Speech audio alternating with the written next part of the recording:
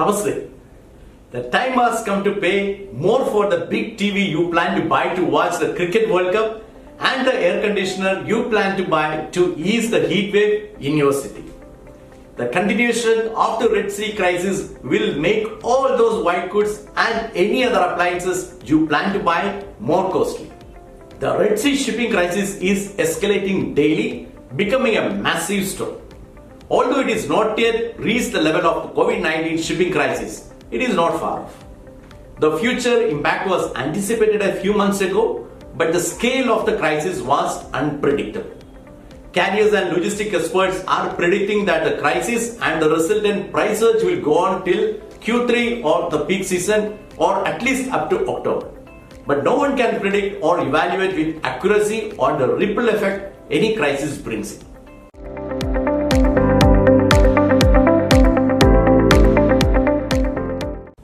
Here is a brief overview of the contributing factors and their impact. The global shortage of shipping containers, thanks to the cut and run port omission, has created a situation where there simply aren't enough containers to meet current needs. Containers are piled up in Colombo, the Upper Gulf, and many other places for multiple reasons, such as vessel omitting codes to those ports for empty movement out to where they are needed. The addition of 10 days to 2 weeks transit time to reach Europe from Asia due to the avoidance of Suez Canal has resulted in carriers calling at one or two ports instead of all major ports in Europe to save transit time. This inability to carry out the empties result in container shortages worldwide. The disruptions arising due to port omissions and congestions are causing major issues, and containers are barely arriving in China or Asia for loading.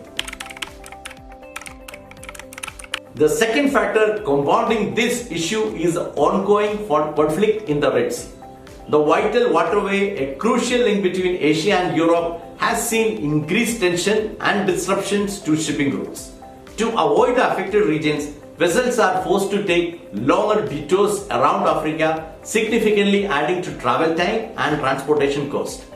The transit time has increased by 30 to 35% in all vessel voyages from China and Asia, resulting in lower capacity to carry containers. The combined effect of these logistical challenges is pushing up freight rates from China and Asia to India, Europe, and the US. The crisis has led carriers to invoke force majeure clauses and cancel rate contracts. Trade routes like China to Indian ports have already gone up by 2 to 3 times increase in the past few weeks alone. The scarcity of space, container shortage, and congestion have driven up freight costs significantly, particularly for routes originating in China, a major manufacturing hub. With no space available for the next 2 months, it's expected that the freight rates will increase further in the coming week before stabilizing. For example, the spot rate from Shanghai to Rotterdam has hit $6,000 to $7,000 for a 40-footer on spot rate basis, and carriers are saying this will hit $10,000 soon. Carriers have announced many blank sailings in June, leading to a capacity reduction of 15 to 20%. Since 2 weeks of transit is added to the voyage, the requirement for any voyages, which normally take 55 to 60 days for Asia to Europe, increases to 75 days. This means 2 additional vessels will be required to run this as a weekly service, which is not available, leading to blank sailings. The erratic port calls and delays have resulted in severe port congestion forming in major port.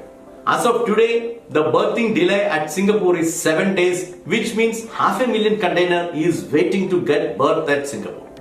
Some carriers have started to avoid Singapore calls to maintain the transit time, but this will only escalate the problems in downstream ports. Other major ports across Asia and China is facing similar conditions. The increased investment in cost have led to increased working capital requirements for freight forwarders and importers, disrupting cash flows.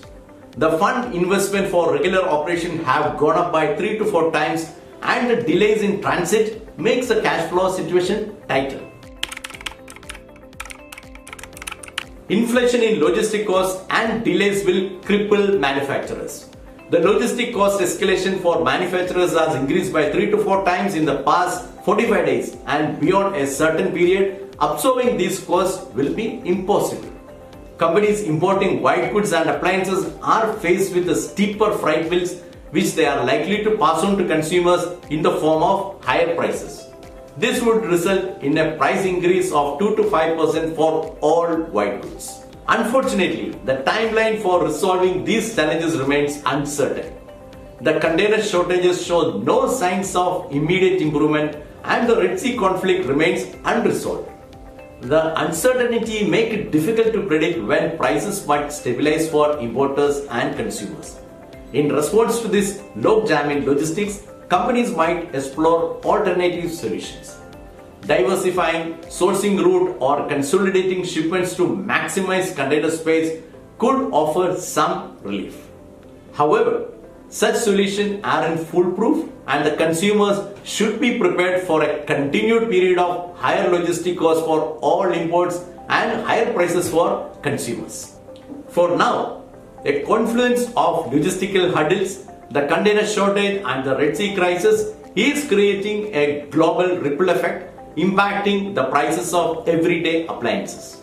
As consumers navigate these price increases, the path towards a smoother flow of cargo remains uncertain, heavily dependent on quickly finding sustainable solution to this ongoing obsession to smooth logistics.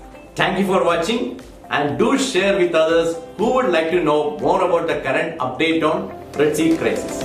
See you next time.